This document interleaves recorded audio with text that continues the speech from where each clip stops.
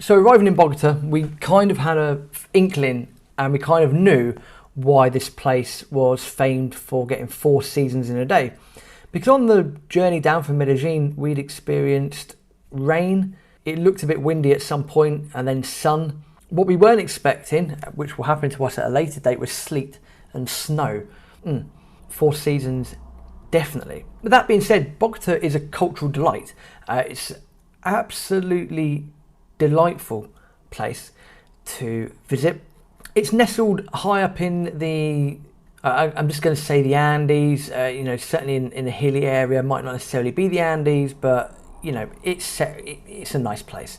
Loads to see and do. And what we thought we'd do here was we'd be a little bit more cultural. We didn't really know what to expect from Bogota, apart from loads of different weathers, but we thought we'd have a bit of a museum binge. So we went around and although we stayed in and around the old town, which was incredibly pleasant with its colonial charm and architecture, we ended up visiting loads of different buildings. We went on a walking tour. We ended up on a cycling tour as well. The walking tour was cool. Visited the Plaza de Bolívar de Bogota, the Catedral Primada de Colombia, the various universities, the Centro Cultural Javier Garcia Marquez, art museums. Also the incredible Museo del Oro, which is the gold museum. It's about £2 to get in, and we must have been in there for 3 or 4 hours. It's mesmerising as a place. It's all nice and shiny as well. And you can kind of see why, from a European point of view, because we had this fascination with gold and silver to an extent, but primarily gold, why once the Europeans found a bit of gold or got told of some gold, you can see why they wanted more. Without a shadow of doubt, I'm not condoning anything, but you can see why. It's just this attraction of this element, this metal is undeniably brilliant. But the Museo del Oro, if you're ever in Bogota, do go there. The walking tour was, as with any walking tour that we've done before, we went to loads of different places. We then booked on with the same company to do a cycling tour, which would involve going around to basically things further afield, going into a few markets, trying fruits that were only native to Colombia. The cycling tour lasted half a day, and we ended up on the way back after trying various different fruits and bits and bobs, which were not for my liking, but they were good anyway. The last bit of the trip was going through the red light district. It's just one of those things to see. I just think there's this fascination between humans and nakedness and all the lust and all that sort of stuff. Holy cow, I nearly fell off my bike about 5 times, because you're driving up and down, or you're cycling up and down these busy roads. You're cycling up and down these busy roads. You're not really sure what way to look. And then when you catch someone, not necessarily on the street, but in their, whatever they're doing or wherever they are, in the shop window as such, I tell you what, some of the clientele, some of the clients, or the people, should we say, were divine beyond belief. I nearly fell off my bike a few times. I'm sure I wasn't the only one. Didn't help there was potholes in the road as well. That was the red light district. But overlooking Bogota itself is Montserrat. It's a hill.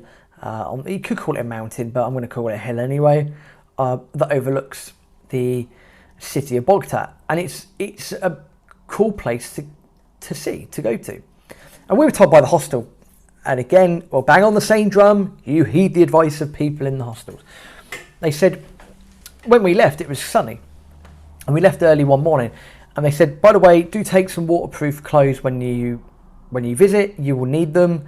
It will more than likely start raining at the top. It's just what happens. We thought nothing of it, but we took the waterproofs anyway. Now, you can walk up to Montserrat. It wasn't too far from the hostel, per se. You could also get a cable car. We thought we'd be a bit lazy, that we'd take the cable car up and walk on the way down. We thought that would be the easiest thing to do. Queued for the cable car, got the cable car, got to the top. And we got to the top, and we've been outside for a couple of minutes.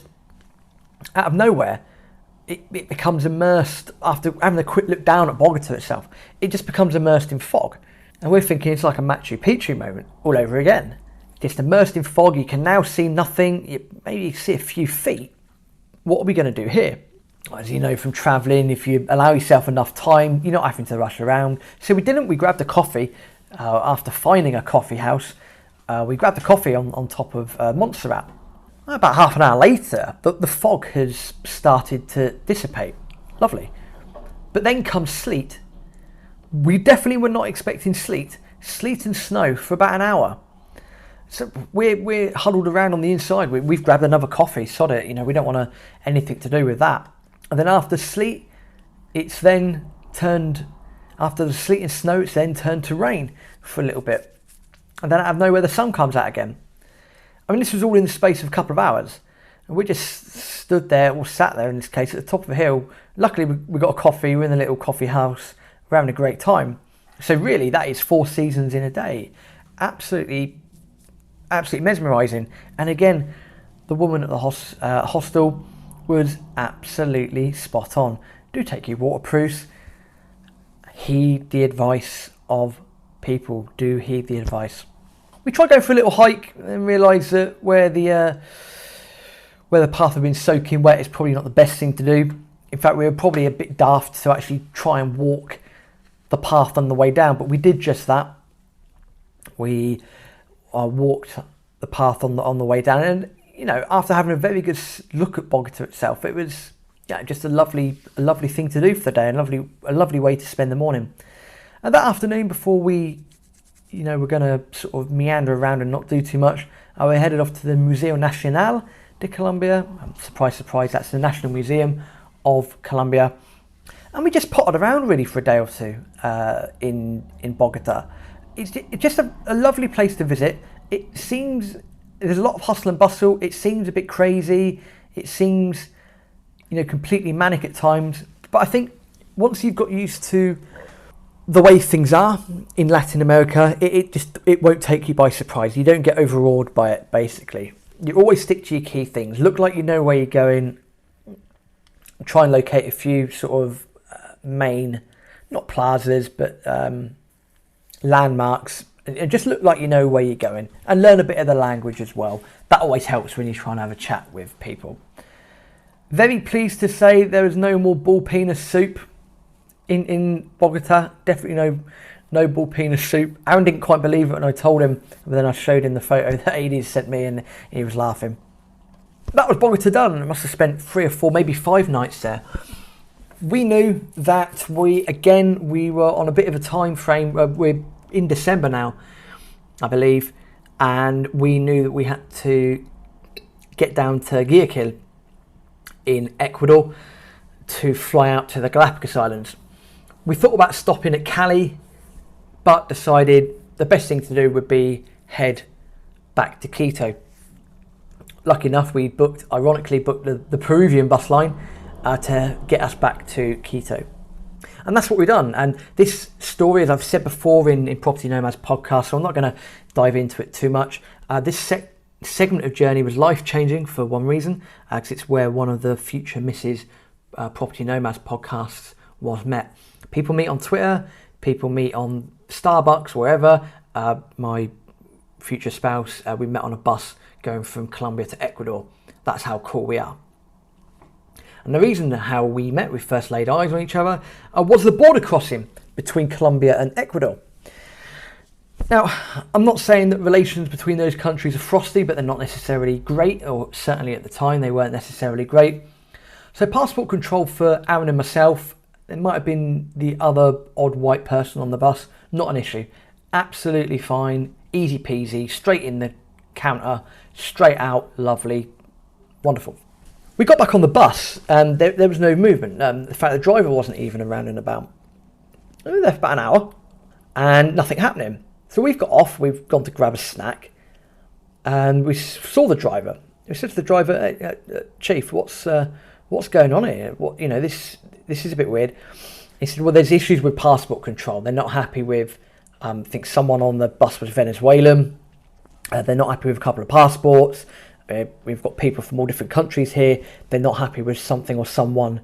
As a bus company, we're not able to leave without them. We have to wait for them, no matter how long it takes. So we kind of got hands tied behind our back. We're a bit pissed off. We want to get to Quito before the sun goes down, because it's always nicer to get to a place when the sun is still up, or when it's still light at least. It just makes it a bit safer, to be fair. Finally, we saw these women get on, and that's when eyes first met. Aaron and I were joking, because we thought that Lorena, that's her name, we thought that it was her that was holding the bus up, so we didn't have many pleasant words between us, like, F this and F that, and blah blah blah blah blah, because we thought it was her that was holding the bus up. Turns out at a later date we found out it wasn't her that was holding the bus up, so apologies. Finally got over the border crossing, finally got into Quito bus station, and again, this is a route that I'd already done, so I wasn't too bothered about this route as such, but it's a route I'd already done. Ended up in Quito. The hostel had been booked. It's driving down with rain. It's pitch black. It was a long walk from the bus station, from where the bus dropped us off, up into the main terminal, oddly. And we just got a cab and headed off to the hostel.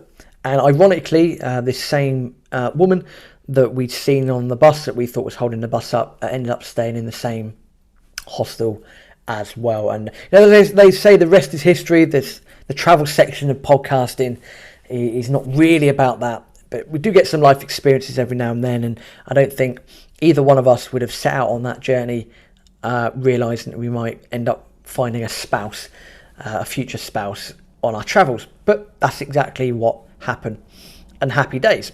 It's a story to tell many people moving forward. That was Bogota. That was the border crossing. We're now in Quito. Quito turned out to be a lot more fun than I think either of us thought it would be. We'd done a little bit of looking on Lonely Planet. We weren't quite sure what to expect, but we always try and stop off at a capital city where we can, purely because you never know what to expect, and if there's going to be an abundance in museums and whatnot, it's more than likely going to be in the capital city. So join us for Quito, Baños and Guayaquil in the next episode. Hasta luego.